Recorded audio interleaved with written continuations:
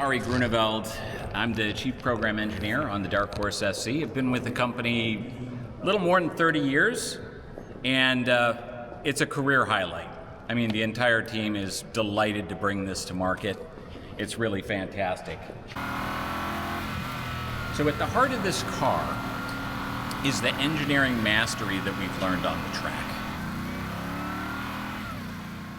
So I'm going to walk you through some of those engineering decisions that we've made to really make this product what it is. And like any great product, you start off with objectives. What do we want to do? The first objective was, let's pour through the learnings from motorsports and put that into this car. Make it the most advanced, most powerful, and most track-capable Darkhorse expression. The other part of this was, let's offer the customer a true race-bred V8 option with the soul of a Mustang. And then the other objective, which encompasses quite a bit, is let's dramatically improve the aerodynamics and the vehicle dynamics on this car and really focus on track endurance. So we pushed the team. We're talking about this white space between a base Darkhorse and a GTD. How far could we take a Darkhorse in that range of capability? And the team, of course, pushes themselves because we're a competitive bunch, and that's just what we do. So I want to talk about some small changes and how they had big results. From GT3, what we learned was that if we lowered this lower grille edge, we could get more open area. And so compared to a base Darkhorse, like you see in the magenta over there, we've increased this open area versus that car by 60%, more than 60%. And on a track-capable car, cooling is very important, aerodynamics very important. So that was a big win, a big lesson from GT3. Then while we're at it, let's look at these outboard coolers and these inlets. Compared to a base Darkhorse, that open area is double. And when you have coolers on both sides, that's vital. So really making sure that the form was allowing us to get the function was critical.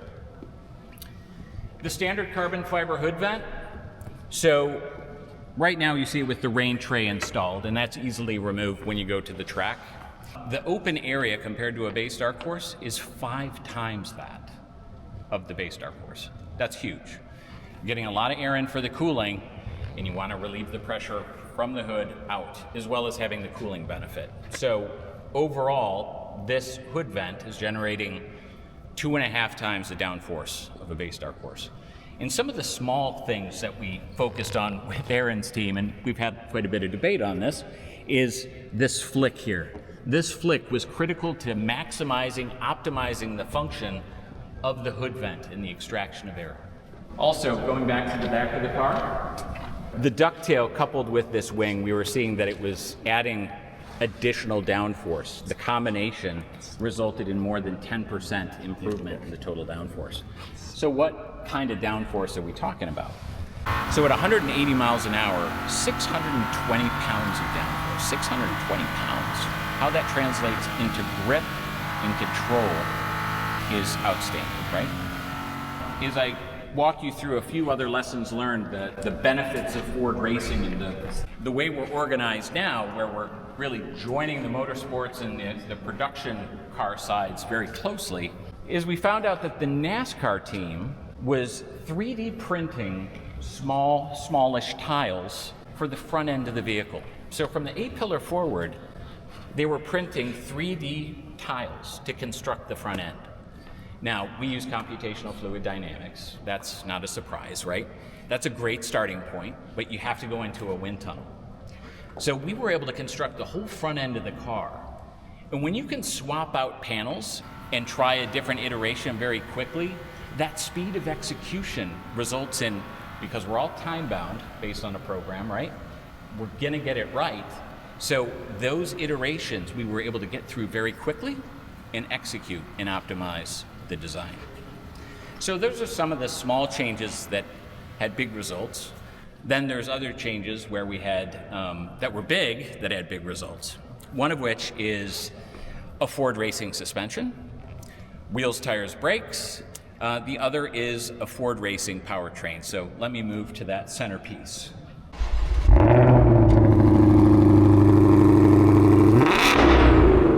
So the centerpiece that you heard, a supercharged 5.2 motor.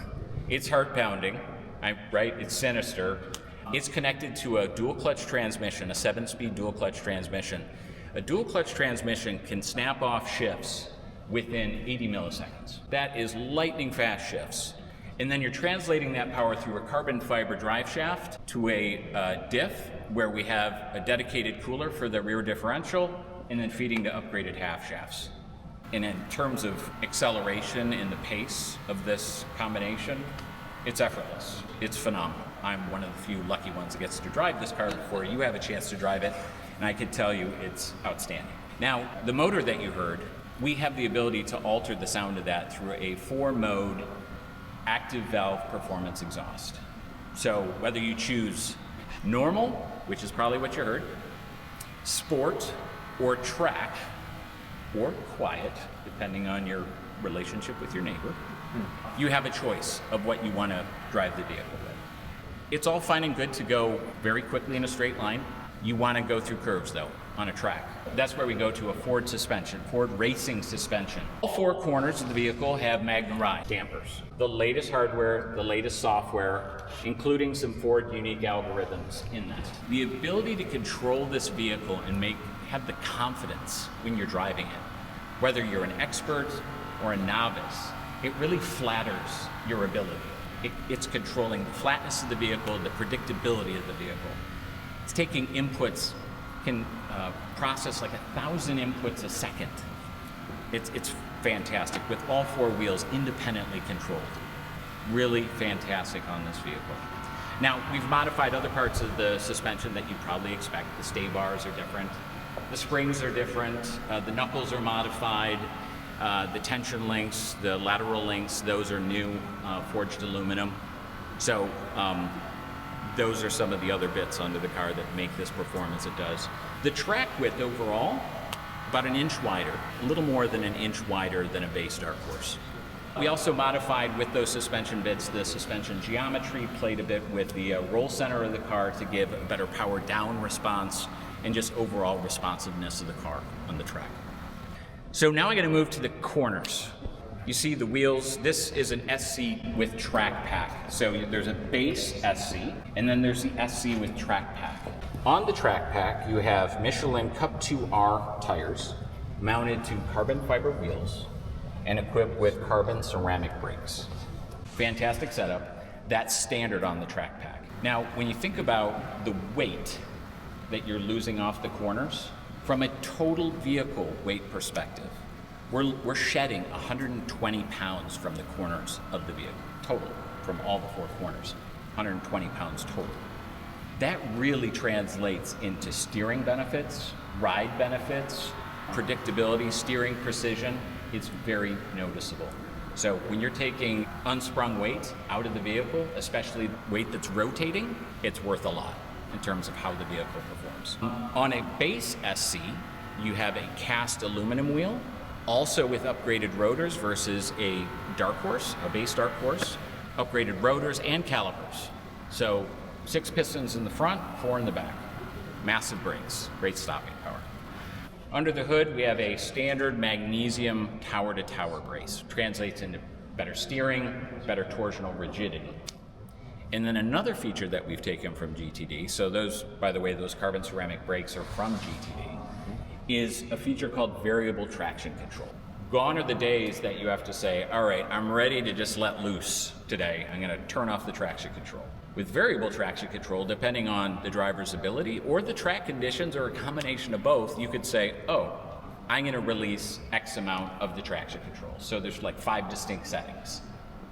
And that's really outstanding for pushing the driver within the vast capability of this car.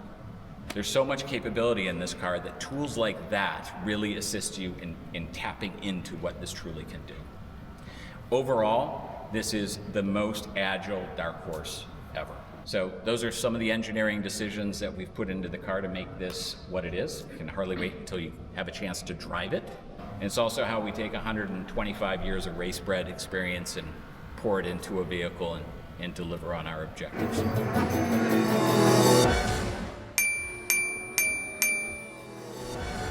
I'm coming back there, just so you know. Yeah, it's okay.